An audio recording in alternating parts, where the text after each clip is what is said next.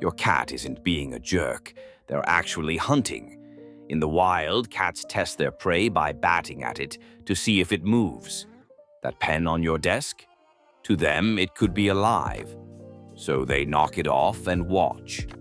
If it falls and stops, boring, it's dead.